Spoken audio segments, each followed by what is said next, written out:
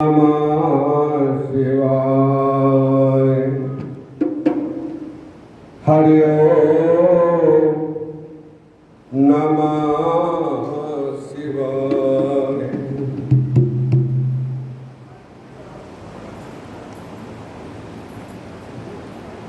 शांताकारं भुजगशयनं पद्मनाभं सुरेशनं विश्वाधारं गगनसदृशं मेघवर्णं सुभाग्यं लक्ष्मीकान्तं कमलनयनं योगविद्या निगम वंदे विष्णु भवभयहरणं सर्वलोकेशनाथनं।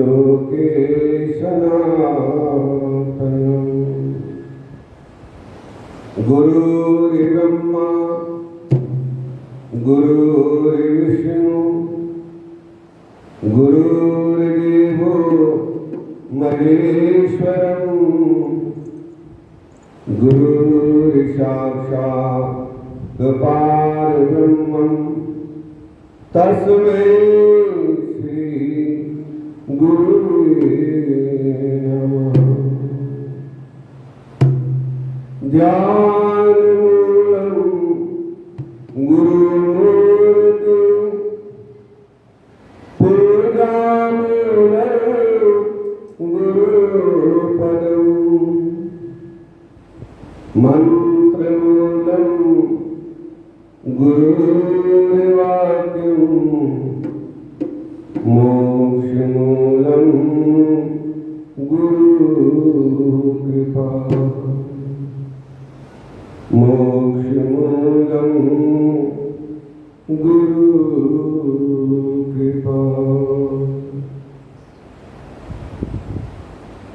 मोक्षमूलं गुरुकृपा। बोल सद्गुरुदेव महाराज की जय।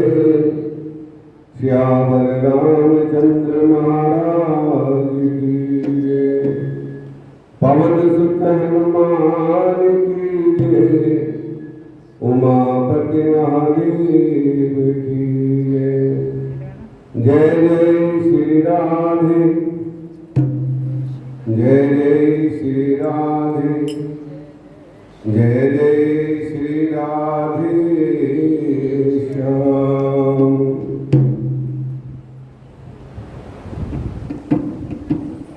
जय जय श्री कृष्ण भगवान।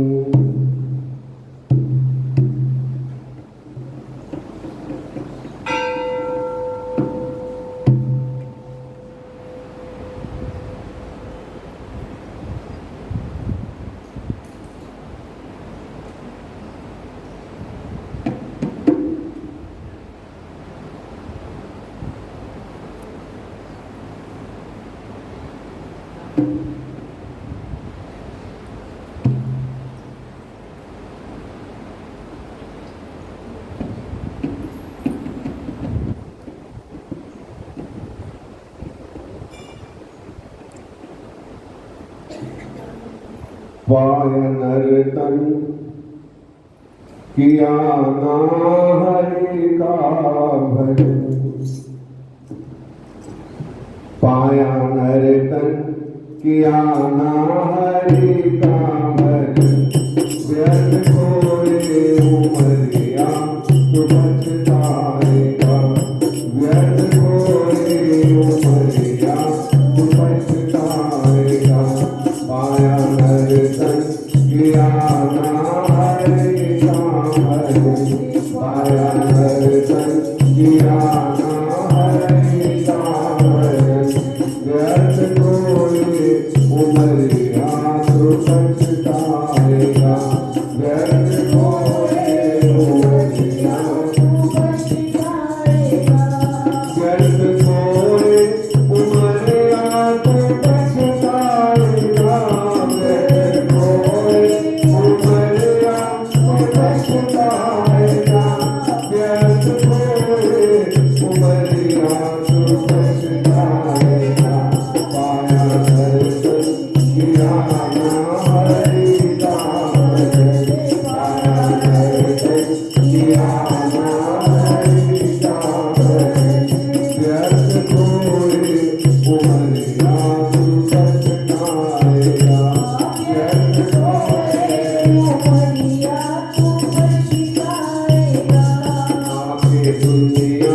में तू भूल बैठा मुझे, आगे दुनिया में तू भूल बैठा मुझे, पर हमेशा नहीं रहने तू पाएगा, पर हमेशा नहीं रहने तू पाएगा, पर हमेशा नहीं रहने तू पाएगा, पर हमेशा नहीं रहने तू पाएगा, पर हमेशा नहीं रहने तू पाएगा, पाया दर्शन किया नाम हरि का भजन, पाया दर्शन किया नाम हरि का भजन, व्यर्थ कोई उमरिया तू पछताएगा, व्यर्थ कोई उमरिया तू पछताएगा, 9 महीने कलश का तुम्हारे सुतम, 9 महीने कलश का तुम्हारे सुतम, कौन करके भजन करके आया, कौन करके भजन करके आया, फिर चलाए चलेगी ना कोई कला, फिर चलाए चलेगी ना कोई कला, देख लेना बुरा हाल हो जाएगा, देख लेना बुरा हाल हो जाएगा, देख लेना बुरा हाल हो जाएगा, देख लेना बुरा हाल हो जाएगा, देख लेना बुरा हाल हो जाएगा, देख लेना बुरा हाल हो जाएगा, पाया दर्शन किया ना हरि का भजन, पाया दर्शन किया ना हरि का भजन, व्यर्थ कोई उमरिया तू पछताएगा, व्यर्थ कोई उमरिया तू पछताएगा, ये जवानी के आलम रहे ना सदा, ये जवानी के आलम रहे ना सदा, देख लेना बुढ़ापा भी आ जाएगा, देख लेना बुढ़ापा भी आ जाएगा, ये जवानी के आलम रहे ना सदा, ये जवानी के आलम रहे ना सदा, एक दिन वो बुढ़ापा भी आ जाएगा, एक दिन वो बुढ़ापा भी आ जाएगा, फिर न फुर्सत मिलेगी कभी साथ से, फिर न फुर्सत मिलेगी कभी साथ से, फिर न फुर्सत मिलेगी कभी साथ से, फिर न फुर्सत तब परायो मूरख तू पछताएगा, तब परायो मूरख तू पछताएगा, तब परायो मूरख तू पछताएगा, तब परायो मूरख तू पछताएगा, तब परायो मूरख तू पछताएगा, पाया दर्शन किया ना हरि का भजन, पाया दर्शन किया ना हरि का भजन, व्यर्थ कोई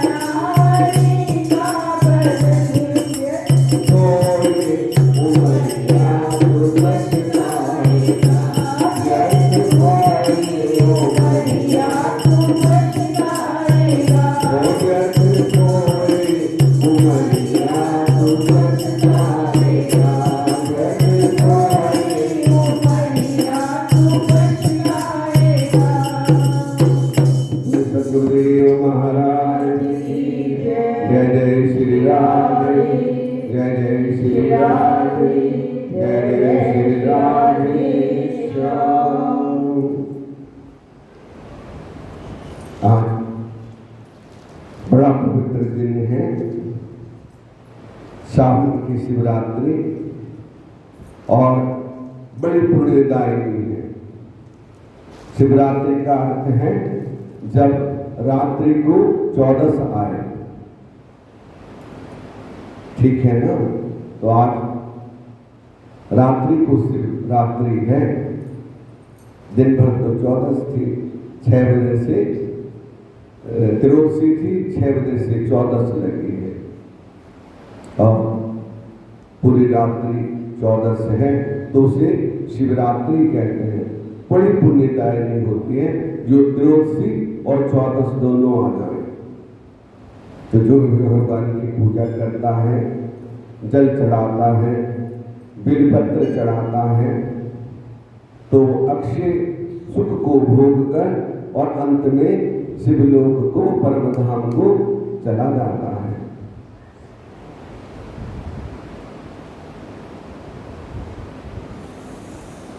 ओम नमः शिवाय बोलो, ओम नमः शिवाय, ओम नमः शिवाय बोलो, ओम नमः शिवाय।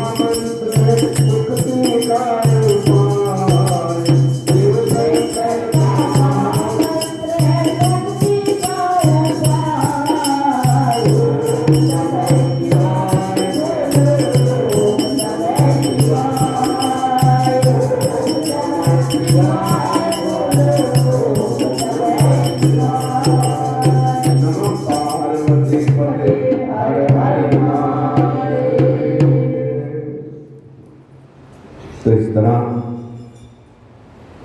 आज पूरी रात ओम नमः शिवाय का जाप करना। देखें कौन कौन माताएं करते हैं, तो अवश्य भगवान आएंगे। उनका एहसास होगा और मन बड़ा प्रफुल्लित होगा, आत्मा में आनंद भर जाएगा। चलो रात भर नहीं कर सकते तो 1 घंटा ही सही, 1 घंटा कर लेना। एक नहीं आधी घड़ी आधे में पुण्या। घंटा नहीं कर सकते तो आधा घंटा कर लेना, आधा घंटा नहीं कर सकते तो 15 मिनट कर लेना। और मन में ये भाव रखना कि मैं अमरनाथ में बैठा हूँ, अमरनाथ में बैठी हूँ, या अपने मंदिर में बैठी हूँ और भगवान का जाप कर रहे हैं। ऐसा मन में सोच के तो उसकी सब मनोकामनाएं पूर्ण होती हैं। प्रभु अवश्य करते हैं। और अपने सदगुरु के चरणों में ध्यान हो और प्रभु का जाप हो तो कहना ही क्या है। और तो सब माया है, ये माया का सब पसारा है। गो गोचर जहां लग मन जाई, ये सब माया जानो भाई। जहां तक ये मन जा रहा है सब माया का जाल है, हमें फंसाने वाले हैं। एक भगवान ही हमारे सच्चे साथी हैं और यह गुरु हमारे सच्चे साथी हैं जो मुक्ति दाता है। तो इसलिए खूब आज भजन करना, सावन की शिवरात्रि है तो कल्याण होगा।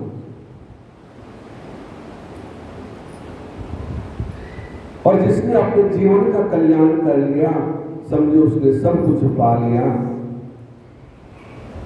मीरा ने कहा है ना, पायो जे मैंने नाम रतन धन पाए, खर्च ना होवे चोर ना लेवे, दिन दिन बढ़त सवायो।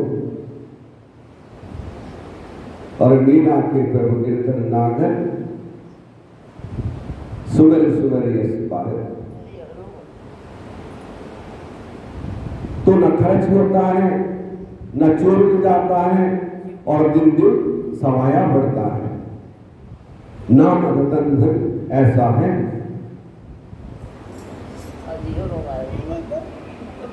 जो नाम गुरु कृपा से प्राप्त हुआ हो उसका स्मरण करना, उसमें अपने मन को लगाना। कथा ये तो है कि विश्वास करना, सच्ची श्रद्धा से उसमें अटूट विश्वास करना।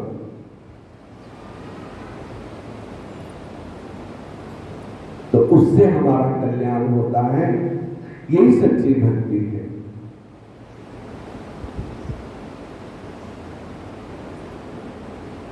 मृग नाभि कस्तूरी बसे, मृग ढूंढे बन माही, ऐसे घट घट ब्रह्म है, दुनिया जानत नाई।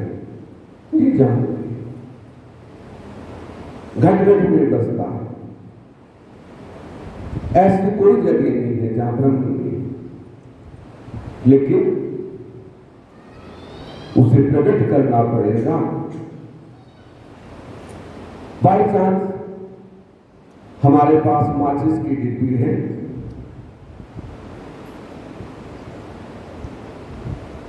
उसमें तीली भी है और जलाने की वस्तु भी है और जलने वाले भी है, दोनों है। लेकिन डिब्बी रखी है तो क्या जल जाएगी? तुम कहो कि जल जा, जल जा, कहते रहो, नहीं चलेगी। यत्न करना पड़ेगा। क्या यत्न करना पड़ेगा? तिल्ली को निकालना पड़ेगा, फिर घर्षण करना पड़ेगा, तो वो जल जाएगी। और क्या होगा कि अग्नि निकलेगी, प्रकाश निकलेगा। तो ऐसी हमारे अंदर भी दो तार हैं।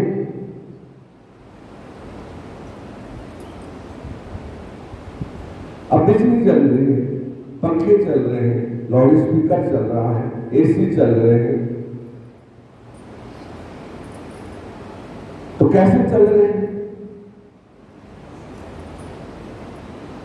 इसका कनेक्शन है पावर हाउस से। पावर हाउस से बिजली यहां आई है और यहां भी स्विच फिट कर दिया है। और जब हम स्विच ऑन करेंगे तो लाइट जलेगी।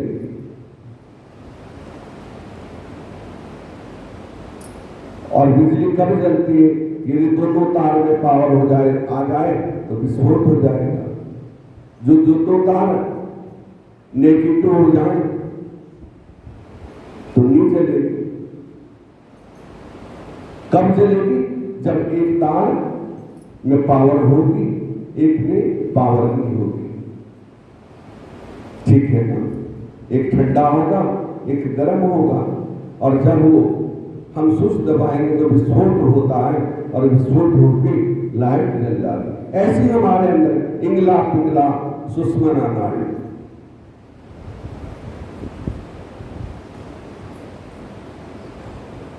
गंगा यमुना सरस्वती तीनों हमारे अंदर बह रहे हैं। बड़े मार्मिक ज्ञान है, लेकिन हम जानते नहीं। श्वास को सम करके धीरे धीरे नाम का सुमरण करते हुए जब श्वास सम हो जाए तो एक ऊर्जा प्रकट होती है। मूलाधार चक्र से स्वादिष्टान, मणिपूरक, अनाहत, आज्ञा चक्र और ब्रह्मरंध्र में जब हमारे प्राण पहुंचते हैं तो वहां विस्फोट होता है। ये प्रयागराज है।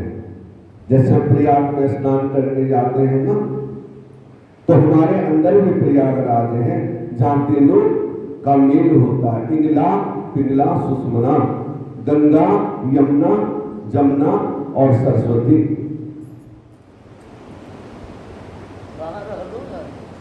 तो श्वास छोड़ेंगे तो कैसा आता है, कैसा श्वास आता है? बोलो। जब श्वास बाहर छोड़ते हैं तो कैसा आता है? गर्म। और अंदर श्वास लेंगे तो ठंडा जाता है। और उसके साथ जब नाम जुड़ जाएगा तो कुछ और आनंद होगा। और जब हमारी दोनों नाड़ी गंगा यमुना सम हो जाएंगी, सम श्वास हो जाएगा, दोनों से सम श्वास आने लगेगा, तो सरस्वती में वो प्रवेश करती है जहां प्रयागराज बन जाता है। और फिर उसमें हम डुबकी, ये आत्मा डुबकी लगाती है और डुबकी लगा के क्या होता है, वहां प्रकाश हो जाता है और वहां सहस्त्र कमल पे विराजमान भगवान शिव है हमारे मस्तिष्क के अंदर। ये कमल है, ये ऐसे कमल है, उल्टा कमल, सहस्त्र कमल। चक्र के ऊपर आदिनाथ भगवान शिव विराजमान है और सभी शक्तियां उनकी वहां पे सेवा। ये अंदर का ज्ञान है, बाहर का नहीं। और फिर वहां से अमृत टपक रहा है, एक एक बूंद, एक एक बूंद। और जब ये आत्मा वहां स्थिर हो जाती है तो शरीर कांपने लग जाता है, ऐसी स्थिति बताई है। और फिर अमृत जो है, एक बूंद भी हमारे अंदर टपक जाए तो हम अमर हो जाएंगे। घट में अमृत है तेरे इशारा दिया, तेरे घट के अंदर अमृत भी है, लेकिन कैसे पान करना है वो गुरु ही बताते हैं। कैसे उसे जानना है ये गुरु बताते हैं। सच्चा विश्वास होना चाहिए। तो एक बूंद अमृत की हमारे अंदर टपकी तो वो ये शरीर अमर हो जाएगा, ये आत्मा अमर हो जाएगी। और वहां प्रकाश ही प्रकाश है, लाखों करोड़ों सूर्यों का प्रकाश है। उस प्रकाश का जब आनंद आता है तो ये जीवन बदल जाता है। फिर वो मानव से देव बन जाता है।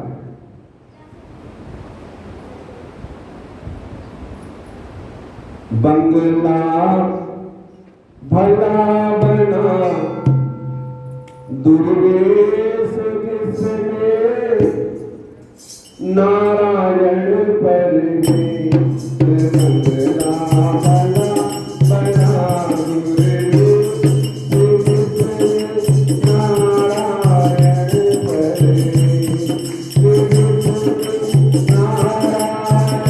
पर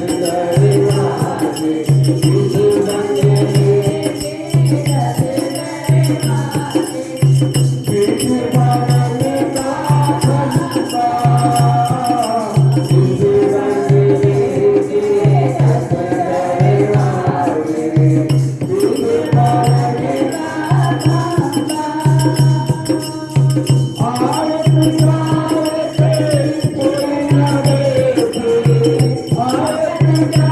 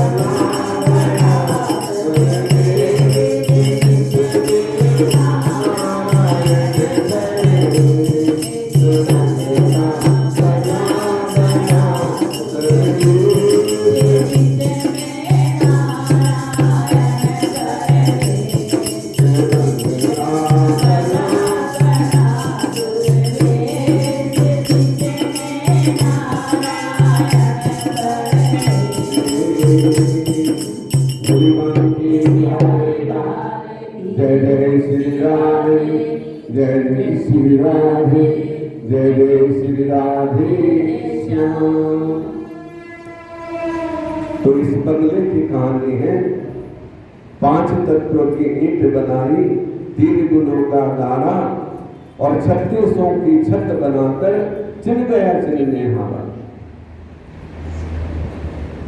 और इस बंगले के 10 दरवाजे, 20 पवन का खंबा, आवत जावत कोई न देखे, ये है बड़ा चंबा। और यदि खंबा ही टूट गया तो बंगला ध्वस्त हो जाएगा, बंगले का कोई अस्तित्व नहीं रहेगा। फिर तो लोग कहेंगे चलो बस अब कुछ नहीं है, फिर ना दौलत रहेगी ना शोहरत रहेगी। कल सुना था ना कि मौत जब तुमको आवाज देगी घर से बाहर निकलना पड़ेगा। फिर ये नहीं कह सकते चलो अभी मैंने दाल रखी हुई गैस पे जरा 2 मिनट रुक जाओ, फिर तो जाना पड़ेगा एकदम। कालबली का लगा तमाचा और सारी सौरत पड़ी गई। जब एक तमाचा लगेगा तो सब कुछ पड़ा रह जाएगा, सब ठाठ पड़ा रह जाएगा। जब लाद चलेगा बन जा, तो क्यों चिंता करते हो? चिंता करनी है तो नाम की करो। लेकिन हमारा मन मक्खी वही बैठती है, कहां बैठती है? जहां जख्म होता है। ठीक है ना? पता सब कुछ है, हम सब जानते हैं, लेकिन जान के अनजान बने हुए, अज्ञानी बने हुए। चलो आज निकल कर लेंगे, 1 महीने की कथा है, चलो आज नहीं गए कल चले जाएंगे, कल नहीं गए परसों चले जाएंगे। और कल करते करते ना जाने कब काल आ जाए, कोई पता नहीं, किसी को पता नहीं है। तो इसलिए जितना हो सके भजन करो, क्योंकि भजन में कल्याण है। दौलत तो पहले भी थी, पहले भी ना जाने हमारे पास क्या क्या था, और आज भी है। पूर्व जन्मों के कर्मों से हमें यहाँ फल भुगतने पड़ते हैं। जो हमने पूर्व जन्म में कर्म किए वो सब कुछ यहाँ प्राप्त होता है। अच्छा किया तो अच्छा मिलता है, बुरा किया तो बुरा मिलता है। तो उसमें सोचना क्या है? प्रभु से ये शुक्रिया करो कि प्रभु ये मेरे कर्मों का फल है जो तूने दिया है। चलो पहले मेरे से जो मर्जी हुआ मैं अक्षमा मांगता हूं या क्षमा मांगती हूं, आगे को मैं अच्छा करूंगा और मेरे जीवन को सदमार्ग पे लाओ, सच्चे मार्ग पे लाओ। ऐसी भक्ति होनी चाहिए। एक प्रार्थना, हाथ खड़े करके समर्पित हो जाओ।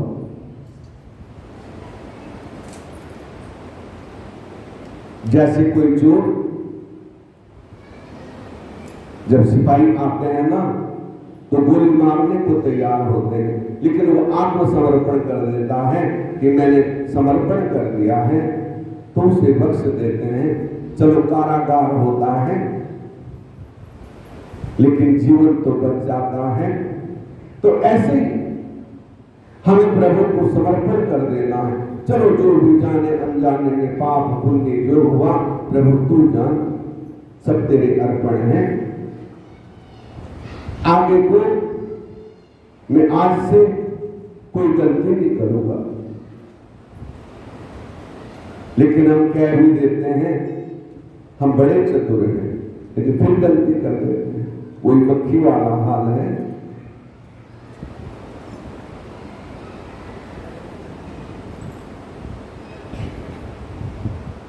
तो हमें प्रभु से अक्षमा मांगनी चाहिए, तभी हमारी भक्ति सफल होगी।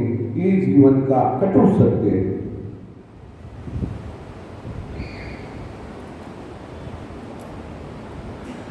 मेरी कथा तो ऐसी है, बैराग वाली कथा है और रास वाली कथा 20 तारीख से सुनना। हमारे महाराज जी पूज्य महाराज जी आएंगे, वो आपको खूब नचाएंगे, ठीक है? सभी अच्छी तरह सुनना और रास भी करवाएंगे, सब कुछ करवाएंगे। तो सही, हाँ, टाइम मैंने करा था ना फोन, दीना को भी करा था। हाँ। टाइम का मैंने सुना ही नहीं दिया था क्या टाइम। 6 से 9 रोटी का टाइम है ना, 5 से कर लो, 7-8 शाम को 3 से 6 तक 3 से 6 तक करो। 3 हाँ, से 6 सब फ्री है, सुन के शाम आराम का से भी हो जाएगा, दोपहर का भी हो जाता, भोजन रात का भी जेंट्स नहीं ना आ सकते हैं, वो भी देखना पड़ता है। क्या हुआ? जेंट्स चलो खाना थोड़ा जल्दी बना लिया करियो, 6-7 बजे आ जाओ। नाइट ड्यूटी हो तो फिर कैसे जल्दी होगा? कथा होते होते तो 7 साढ़े 7 बज जाया करेंगे और 9 की जगह 10 भी बज सकते हैं। और भगवान करे कि आपका कोई ऐसे भक्ता जाए कि लंगर में यहाँ कर दें आपके लिए, ठीक है ना? तो ऐसी कोई बात नहीं, भगवान सब करेगा। आदमी करके जो ठीक है ना? कोई नहीं, वो चिंता ना करो, वो हो जाएगा एडजस्टमेंट। तो भगवान पे विश्वास होना चाहिए, प्रभु के चरणों में विश्वास होना चाहिए और गुरु मंत्र में विश्वास होना चाहिए, तभी हमारा कल्याण होगा, तभी हम मुक्ति को प्राप्त कर सकते हैं। सूत जी बोले, ऋषियों अब मैं आपको मल्लिकार्जुन शिव ज्योतिर्लिंग की उत्पत्ति बताता हूँ।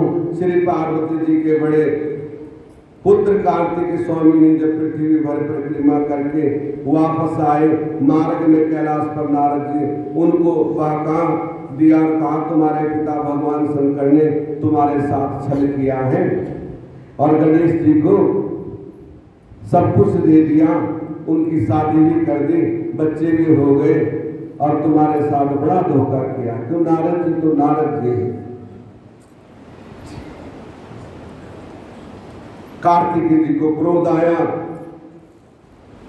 माता पार्वती तथा भगवान शंकर के आग्रह के साथ रोकने पर भी ना रुके और 5 पर्वत पर चले गए।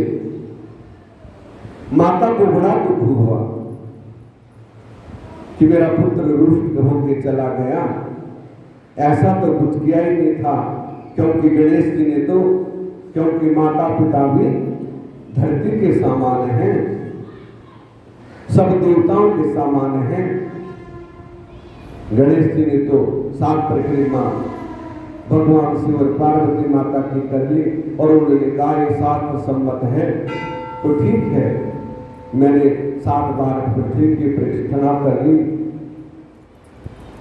और वो करते करते उनको ना जाने कितने 1000 वर्ष बीत गए।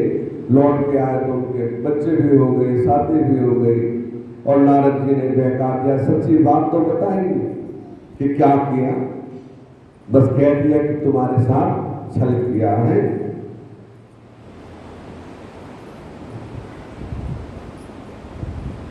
पार्वती बड़ी दुखी हुई, पुत्र वियोग की भांति शंकर भगवान भी दुखित हुए। तब श्री शिव तथा पार्वती दोनों ने पुत्र दुख में कातर होकर 5 पर्वत पर पहुंचे। जब कुमार ने सुना कि श्री पार्वती के साथ स्वयं सदाशिव मुझे देखने को आ रहे हैं, तब वो वहां से भी 100 योजन दूर चले गए। तब कुमार जी का वहां से चला जाना सुनकर भगवान शंकर श्री पार्वती के साथ ज्योतिर्लिंग रूप होकर वहीं विराजमान हो गए।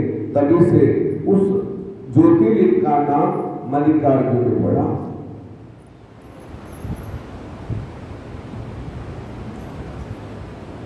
मल्लिकार्जुन प्रसिद्ध हुआ।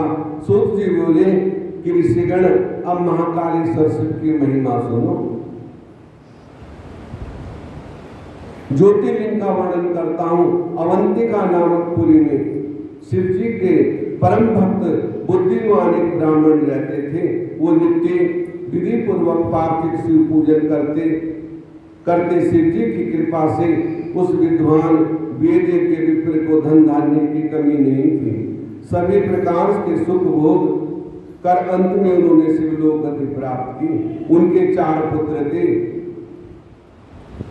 देवप्रिय, मेधाप्रिय, सुकृति एवं धर्मबाहु, ये उनके नाम थे।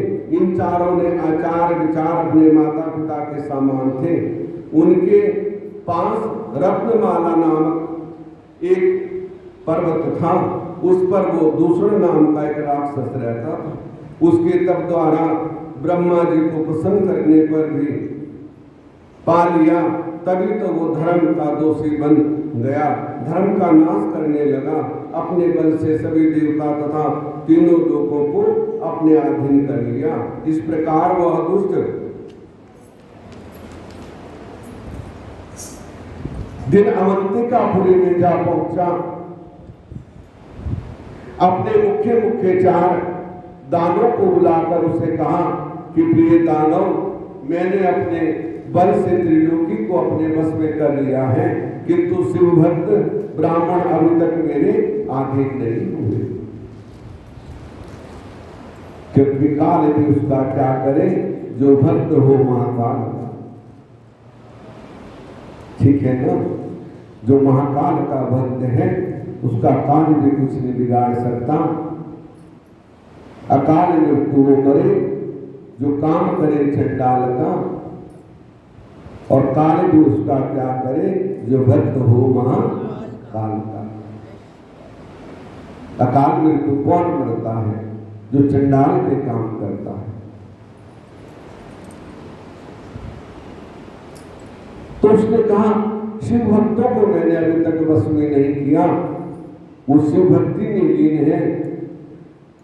सभी ब्राह्मणों को इकट्ठा करो, उन्हें मेरी आज्ञा सुनाओ, मेरी आज्ञा पर चलो, तो उनको कुछ कहो और विरुद्ध हो उसे दंड दो। इस प्रकार उस दैत्य दूषण की आज्ञा से वे 4 दानव पुरी के अंदर जाकर उपद्रव मचाने लगे। अवंतिकापुरी ये आज वो उज्जैन नाम से है।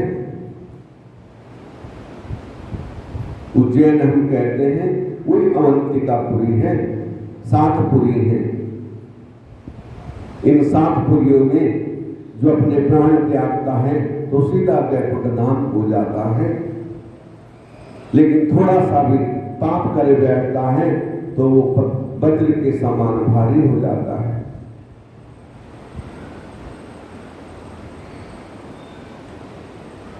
ब्राह्मणों के पास जाकर प्रार्थना करने लगे ब्राह्मण देवताओं, पुरी में अंदर जाकर उपद्रव मचाने लगे, किंतु ब्राह्मणों पर उनका कुछ भी प्रभाव नहीं पड़ा।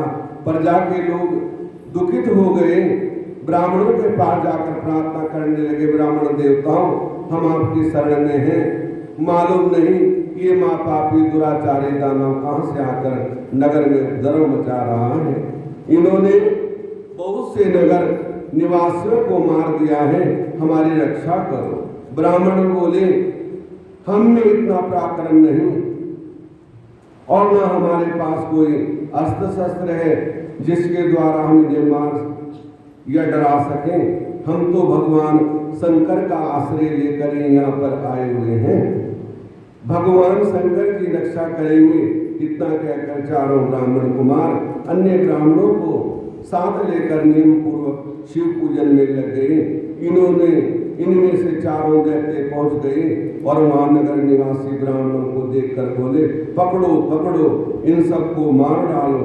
किंतु ब्राह्मण तो निर्भय होकर शिव पूजन में लगे रहे। दानव गण जो ही ब्राह्मणों को पकड़ने के लिए आगे बढ़े, तब पार्थिव लिंग के नीचे की भूमि भयंकर शब्द करके फट गई। शंकर जी प्रकट हो गए। तब तो अपने भक्तों को रक्षा हेतु उन दैत्यों की सेना तथा दूषण दैत्य के केवल अपने हुंकार शब्द से मार दिया। और भगवान शंकर के इस अद्भुत चरित्र को देखकर मुनि तथा देवता सभी प्रसन्न हो आकाश से पुष्पों की वर्षा होने लगी। तब भगवान शंकर ब्राह्मणों के पुत्रों से कहा, तुम वर मांगो। ब्राह्मण पुत्र बोले, स्वामी आप प्रसन्न हैं तो हमारा आवागमन छुड़ाकर अपने चरणों में स्थान दो। आप यहाँ सदा के लिए निवास करो। आपके दर्शन करने वालों की मनोकामना पूर्ण होती रहे। सूत जी बोले, तब इस प्रकार ब्राह्मणों को वर देकर सदा से वहां मां कालेश्वर नाम से विराजमान हो गए। क्योंकि कलयुग में जो महाकाल का दर्शन कर लेता है, उनका स्पर्श कर लेता है, अभिषेक कर लेता है, तो भगवान ने कहा है वो जन्म मरण से मुक्त होके शिवलोक को चला जा एक बार और उसके अकाल मृत्यु नहीं होती। और जो अनंत बार करे तो उसका तो कहना ही क्या है।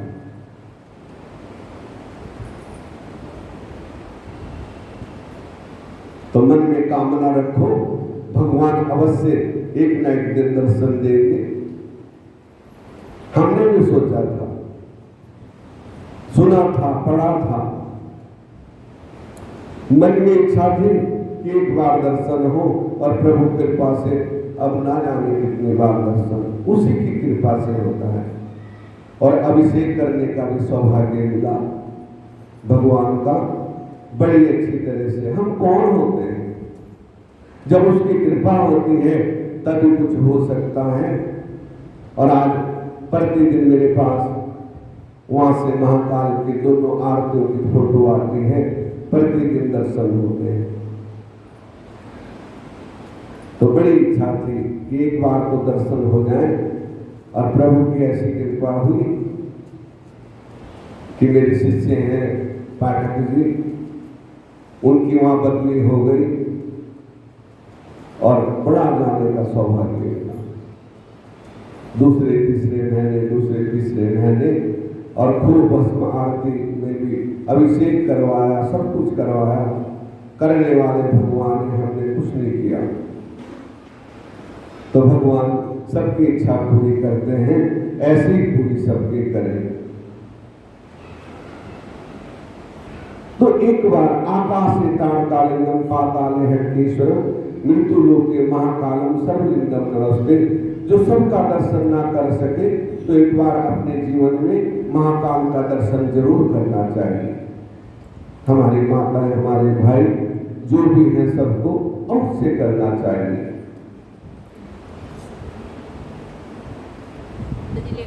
बड़ा ले जाने वाले तो भगवान हैं, कोई किसी को नहीं लेके जाता, भगवान ही ले जाता है। या दर्शन करने चाहे अपने पास लेके कोई नहीं जाता है। ये तो भूल है आदमी की, जब हमारी इच्छा होगी तो स्वयं मार्ग खुल जाता है। काल कर्म ईश्वर मिथ्या दोष लगाए। हम व्यर्थ में ये चिंता करते हैं, हमें कोई लेके कौन किसको जाएगा। जब अपनी इच्छा तो सोते कोई ना कोई साथी हमारा बना देगा। ठीक है ना, ये सच्ची बात है। सूत जी बोले, ब्राह्मणों, मां कालेश्वर की उत्पत्ति मैंने आपको सुना दी, अब उनकी महिमा सुनाता हूं। उज्जैन नामक नगरी में चंद्रसेन राजा थे। उसके चंद्रसेन राजा सदाशिव के मुख्य सेवक मणिभद्र के साथ घनी मित्रता थी। एक बार मणिभद्र चंद्रसेन राजा पर प्रसन्न हो गए। तब राजा के प्रति उन्होंने अपने सूर्य के समान चमकती कौस्तुभ मणि प्रदान की।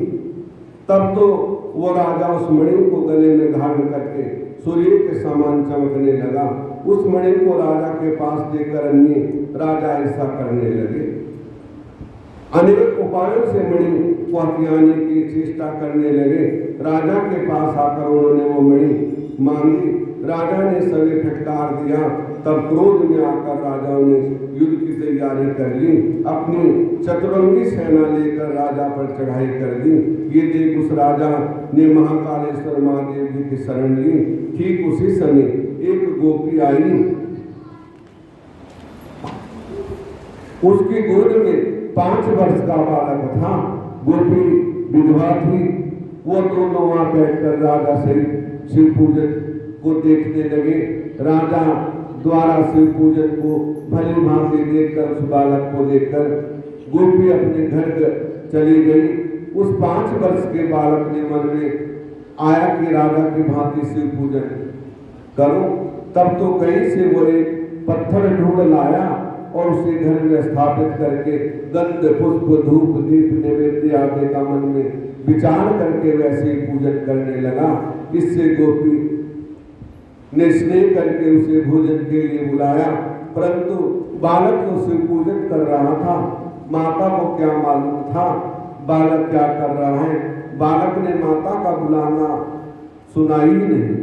तब माता बालक के लिए स्वयं वहां पहुंची तो देखा बालक आंखें बंद करके आसन पर बैठा है और गोपी ने उसे पकड़कर खींच लिया और उसे फटकारने लगी। बालक के सामने रखे हुए पूजा के पत्थर को उठाकर कहीं फेंक दिया और उसे खींचकर घर ले आई। तब तो वहां 5 साल का बालक व्याकुल होकर शिव शिव करता हुआ दुखी होकर पृथ्वी पर गिर पड़ा। उसको होश जाते रहे। उसकी माता ने जब पुत्र की ये दशा देखी तो उसके भी होश जाते रहे। कुछ समय बीत जाने पर जब बालक को चेतना आई तो उसकी आंखों खोल कर देखा कि महाकाल भगवान शिव के अत्यंत सुंदर मंदिर में बैठे हैं और बैठा हूं और इस मंदिर के मध्य में सदाशिव का रत्नमय ज्योतिर्लिंग स्थित है। ऐसा देखकर आश्चर्य करता हुआ वो सदाशिव को बारंबार प्रणाम प्रार्थना करता हुआ अपने मन में अत्यंत प्रसन्न हुआ और भगवान शिव का ध्यान करते हुए अपने घर की ओर गया। अपने रहने का बहुत सुंदर घर देखकर आश्चर्य में पड़ गया। माता की ओर देखा तो उसकी माता ने आभूषण भूषण धारे रत्न जड़ित कंगन पलंग पर सो रही थी। तब बालक ने प्रसन्न होकर माता को जगाया और उसे सदाशिव की प्रसन्नता का समाचार सुनाया। गोपी ये सुनकर तब देखकर प्रसन्न हो गई। उधर जब राजा के शिव पूजन का नियम पूर्ण हुआ तो गोपी पर शंकर की कृपा का समाचार राजा को मालूम हो गया। राजा भी अपने मंत्रियों के साथ लेकर अपने गोपी के घर पहुंचा। वहां भगवान शंकर की कृपा का प्रभाव देखकर उसके आचार्य की सीमा न रही। राजा एवं अन्य लोगों ने मिलकर रात भर बड़ा भारी उत्सव किया। प्रातः काल ये समाचार नगर में फैल गया। गोपी के घर भगवान शंकर का दर्शन करने नगर भर के लोग आने लगे। चंद्रसेन राजा पर चढ़ाई करने वाले राजाओं ने भी ये बात सुन ली। उन्होंने मान लिया कि इस उज्जैन नगरी पर सदा शिव की कृपा है। इस नगरी का महाराजा चंद्रसेन महाकालेश्वर शंकर का परम भक्त है। इसको हम कभी नहीं जीत सकते। इसके साथ मित्रता कर लेने में हमारा कल्याण है। इस प्रकार विचार करके अपने अस्त्र शस्त्र आदि त्याग कर राजा लोग गोपी के घर शंकर के दर्शन करने चले गए। वहां बालक की भक्ति सदाशिव का ज्योतिर्लिंग देखकर सभी आनंदित हुए। राजा चंद्रसेन के साथ भी उसकी मित्रता हो गई। तब वहां श्री हनुमान जी प्रत्यक्ष रूप से प्रकट हो गए, जिनकी समस्त देवता पूजा किया करते हैं। उनके सभी राजा लोग चकित होकर प्रेम पूर्वक उनकी पूजा करने लगे। उसके बाद श्री हनुमान जी ने गोपी के बालक को उठाकर अपने गले से लगाया। फिर राजाओं की ओर देखकर बोले, राजाओं तथा मनुष्यगण सभी चराचर प्राणियों के कल्याण करता हो। सदाशिव हैं। देखो, इस गोपी के बालक ने केवल राजा चंद्रसेन की पूजा करने देख के अपने घर आकर उसी विधि से केवल पूजन कर अनुकरण किया। उसका परिणाम आप लोगों के सामने है। इस परम कल्याण हुआ। इस लोक में सभी सुख भोग कर अंत में ये मोक्ष पद को प्राप्त करेगा। इसके कुल में 8वां महायज्ञ कुछ होगा जिसका नाम नंद होगा। उसके घर में विष्णु भगवान अवतार होगा और वो नंद के पुत्र श्री कृष्ण जी होंगे। आज से इस गोप कुमार की श्रीकर नाम से प्रसिद्धि होगी। इतना कहकर श्री हनुमान जी के सभी देखते देखते वहां कर ध्यान हो गए। आए हुए सभी राजाओं का चंद्रसेन महाराज ने सत्कार किया। राजा लोग प्रसन्न होकर अपनी अपनी राजधानी को चले गए। तो भक्ति से भगवान प्रसन्न होते हैं। उस गोप को वरदान दिया हुए चंद्रसेन राजा हुए और उनके पुत्र नंद हुए और नंद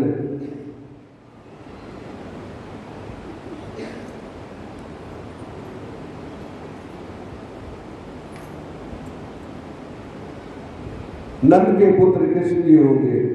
इससे गोप कुमार के श्रीकर नाम से प्रसिद्धि हुई। नंद के पुत्र श्री कृष्ण जी हुए।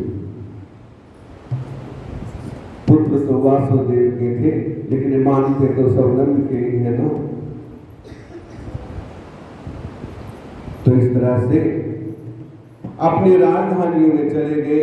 उसके बाद ब्राह्मणों के साथ श्रीकर तथा चंद्रसेन महाराज ने भगवान महाकालेश्वर शंकर को श्री महादेव जी के आज्ञा अनुसार विधि पूर्वक पूजन आराधना कर प्रारंभ किया।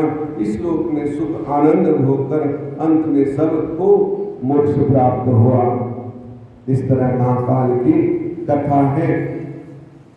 और पूजा किसी की भी करो, उसने तो एक पत्थर की पूजा की थी और वही महाकाल बन गए। मन में श्रद्धा होनी चाहिए। भगवान कहीं भी आ सकते हैं, वो हर जगह विराजमान है, लेकिन श्रद्धा सच्ची होनी चाहिए। और श्रद्धा सच्ची है तो भगवान अवश्य आते हैं, अवश्य आते हैं। ये सच्ची कथा है। आज एक कथा को विश्राम देते हैं और आगे की कल आपको सुनाएंगे, क्योंकि लेट हो जाते हैं सब। तो महाकालेश्वर की जैसे उस गोप बालक ने पूजा की, ऐसे सभी पूजा करो। आज शिवरात्रि का दिन है और मैं फिर कहता हूँ सभी ध्यान लगा के भगवान का सुमिरन करना। तो अवश्य आपको भगवान का एहसास होगा कि भगवान हमारे पास है, दूर भी है। भगवान का एक बार भी नाम लिया हुआ हमारे पापों को भस्म कर देता है। जैसे छोटी सी चिंगारी आग की पुरानी घास को नष्ट कर देती है, लेकिन भाव सच्चा होना चाहिए तो भगवान अवश्य फल देते हैं। बोल शंकर भगवान की। हर हर महादेव शंभो काशी विश्वनाथ। हर हर महादेव शंभो विश्वनाथ गंगे काशी विश्वनाथ गंगे। हर हर महादेव शंभो काशी विश्वनाथ गंगे। हर हर महादेव शंभो काशी। बोल शंकर भगवान